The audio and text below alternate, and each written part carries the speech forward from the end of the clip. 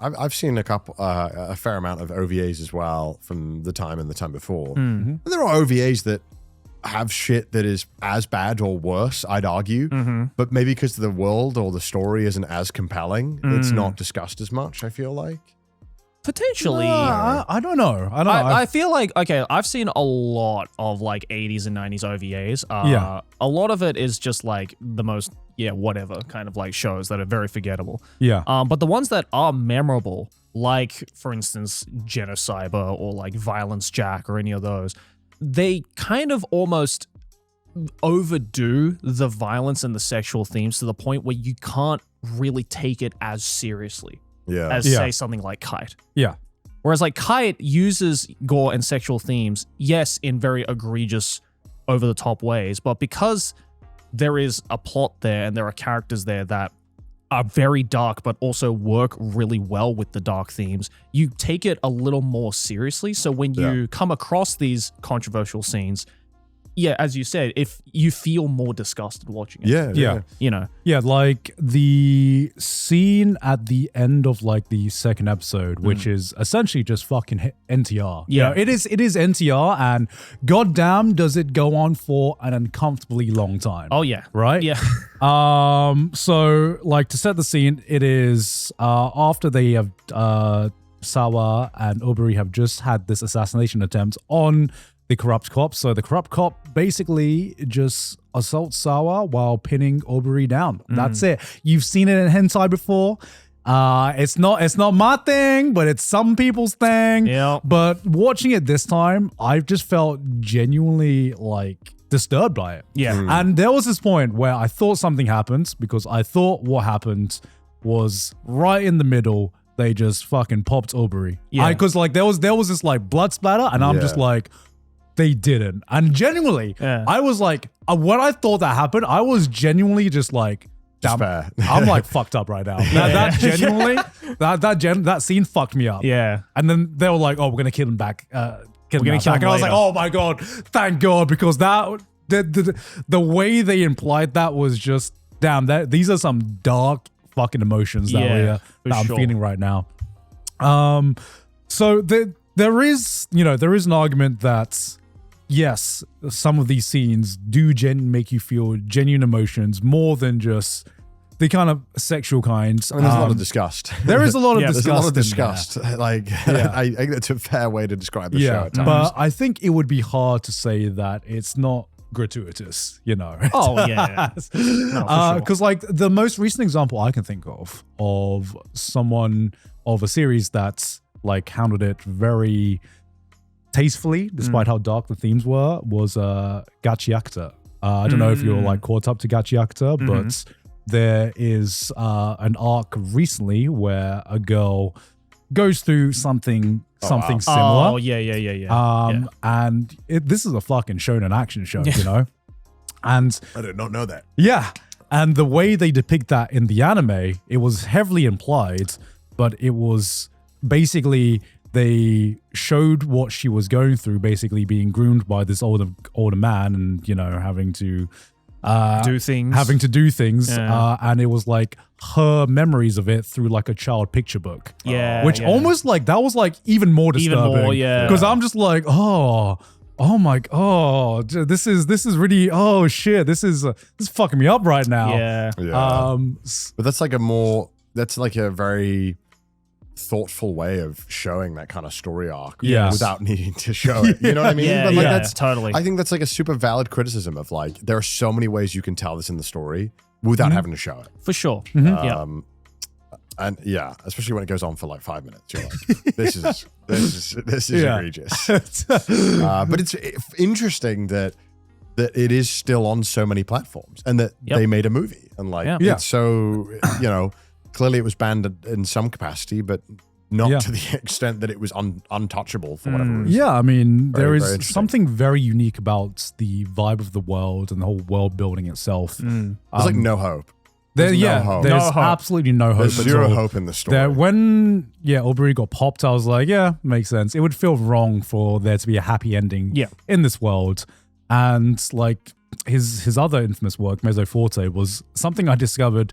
I think it was the first hentai I watched actually because I was really? I was just on this was back when I didn't know what hentai was. I was just like on his random website and I was just like, what is this Mezzo Forte scene right next to Bible Black? You know, that's the kind of era I'm talking about. Was it similar to this? It's a spiritual successor to Kite. Yeah. Made by the same guy. Yeah, it's made by the same guy. If you search up Mezzo Forte, you'll like recognize his art style immediately. Yeah. Oh yeah. Yeah. Yeah. Very, very. Also really good. Yeah. In my opinion. Seems to be rated a little higher. Yeah. Yeah. Yeah. Seems a very similar story. A young woman and a mercenary for hire. Yeah. Well, Sawa actually appears in Mezzo Forte. Oh, okay. Yeah. Yeah. So, this one also has a hentai scene in it. Yep. God damn. But the action is also really, really fucking good. And it's just cool gun action, very metal, hyper violent. And this is just something you don't really get to see anymore. I will say one of the most underrated aspects of Kite and also Mezzo Forte as well is the soundtrack is so fucking good. Yeah, it's kind of worrying how good the soundtrack Yeah, is. right? Yeah. It's like that kind of just lounge jazz a little bit of free jazz in there. It just adds to that grittiness. God, that saxophone, man. Yeah. Oh my God. Sax is so good at changing the energy of a scene like so naturally. Like when the jazz gets faster, you get uncomfortable. Yeah. But it happens so naturally that you don't even clock it's happening and you start feeling uncomfortable and you're like, oh shit, the jazz is getting faster. Yeah. Like Totally. it just kind of happens. Also with Kite, I will say another aspect that I thought was really good was obviously the animation is really good, but also the cuts are really like clean and very artistic in a lot of ways. Like there are a lot of transitional scenes from one scene to another, which are, I think they're called direct frame transitions, where there would be a movement of something and it would transition into the movement of another object. Yeah, I think very seamlessly. You're talking about a match cut. Match cut, that's it. Yeah. Thank you very much. Yeah, and that's the sign of like just great fucking storyboarding because obviously it's like this stuff has to be planned out in like the storyboarding phase, and I think Umetsu did the storyboarding for both of them as well. Yeah. So, you know, it's the sign of like a really good director and a really good storyboarder because, you know, on a directorial kind of like as a directorial piece, this was really well done in a lot of scenes. The action was fucking insane. Yeah. Like there is, you know, this is like some of the shit where you hear your dad describing when he talks about the action scenes he grew up with. Yeah. Bro. I think my favorite scene out of from Kite was the scene where Sawa is falling down with the guy she tried to assassinate, and they fall down, and then they fall down on top of A car. They like fall. a walkway. They fall into this walkway, which falls onto this car. The car breaks through the car breaks through this bridge to fall on a truck, and the truck falls onto the subway. And then Sawa's hanging on, and then a sign from above falls past Sawa and hits the truck and just explodes the truck, and she flies through a window and lands on a bed and has like one scratch on her, and I'm like, this is just fun, man. Yeah, this is sick. It's like Looney Tunes. Yeah. This is some Looney Tunes-esque action scene, but it is just awesome. You know, it doesn't need to make sense. Just good dumb fun. Yeah. Also, one of the random things that happened is one of the guys she tries to assassinate is just randomly like an American or something, speaking perfect American English. Yeah, it was like perfect English. It's the Hollywood actors. Yeah. I literally thought we cut to the guy speaking, and I thought we just randomly switched to dub for a second because I was like, this is really well done for a 90s dub. For sure, yeah. What else is the main voice actor for Sour voiced? I'm just curious. Like, what do you Yoshida what do you do Konami? after that? She was in kind of Mezzo. stopped. Yeah. Yeah. She was in Ray Earth. Yeah, Magic Knight Rayearth. So a Interesting. lot Mahojin of Guru Guru, Bastard. Yeah, a lot Too of Hard, 90s. A lot of OVAs. Yeah, kind of stopped doing stuff. I think. It seems Yeah. like interesting. Too hard. Well, she's got a lot. Saint Seiya. Yeah, she's been around quite a bit. Oh, I mean, I think she stopped mid 2000s, but she. I also saw she has a small role in One Piece as well. That's so funny. Yeah, she has done a lot. Yeah. Interesting. I mean, she's a good voice actress. Yeah. Yeah, did a great job in this. Yeah. So my question is, did you guys like it? I like aspects of it. Yeah. It's okay. I mean, the plot isn't anything to write home about. Let's be real. I think it was just a cool way to show cool action, and it is kind of like a time capsule of I think it's an incredibly fascinating timepiece in anime, because there wasn't really there hasn't been anything like it since for obvious reasons. But also you can see that, you know, directly or indirectly, how this inspired a lot of other anime. Yeah. You know, especially like a lot of the action choreography, like just the whole concept of like, you know, girls with guns, like, because that was a huge thing in like the 90s and early 2000s as well. Yeah. So it's fascinating, I think. I put this in the genre of this is one where you pop an edible and then you just turn it on, man. You know what I mean? This is an edible show. I mean, you know? that's why that guy in the bar was playing it in the background. Yeah. It was like vibe setting. It wasn't, there's, I mean, you know, as cool as the world is, and it, you know, we get crumbs of a really interesting look into a very corrupt world. It is a shame that the story is just, you know, it's aight. It's aight, yeah. It's a vibe, and it's a unique vibe that's hard to find in this day and age, you know.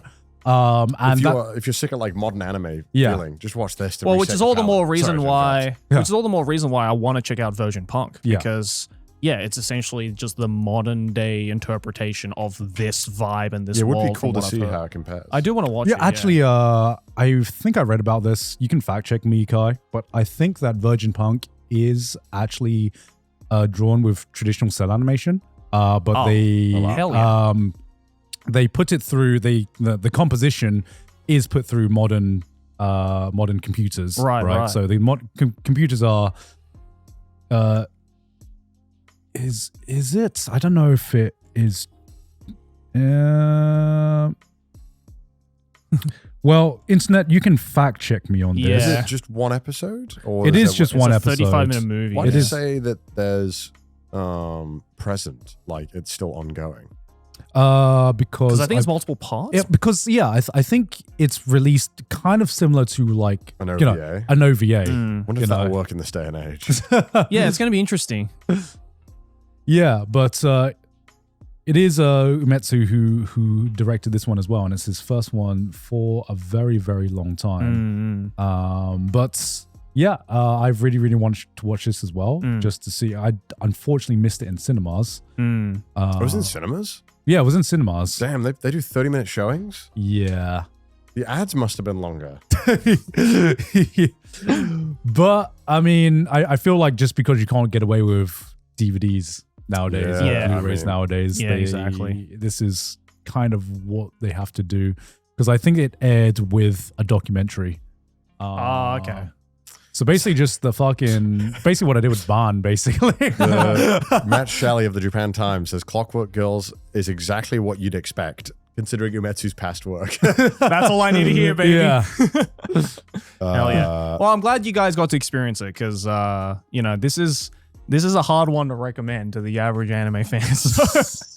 I mean, look, we've covered some fucking weird shit on this show. Yeah. And I like that we can watch shit like this and actually have a discussion about it, because it's hard to have that discussion anywhere else. It's hard to navigate that discussion in the modern era of the I internet. feel like now there's a part of me that's fighting between the urge to get us to watch the live action.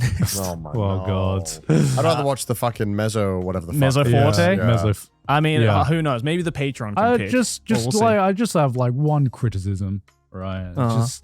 Did they need to make their dicks that big? Yeah. Weirdly, in all the sex scenes, their dicks are like 15 inches. Like genuinely 15 hogs. I'm like, I get he's a bad guy. Did you need to give him a fucking horse cock as well? It's ridiculous. Come on, man. At least give him a micro penis, you know? Like, the bad guy should have a micro. He should have a micro penis. That's all I'm going to say. Yeah. it was every dick was just comically large. It was huge. You know? Yeah. But There you go. That was Kite. that was Kite. Give it a watch if you're brave enough, or you can watch us reacting to it on our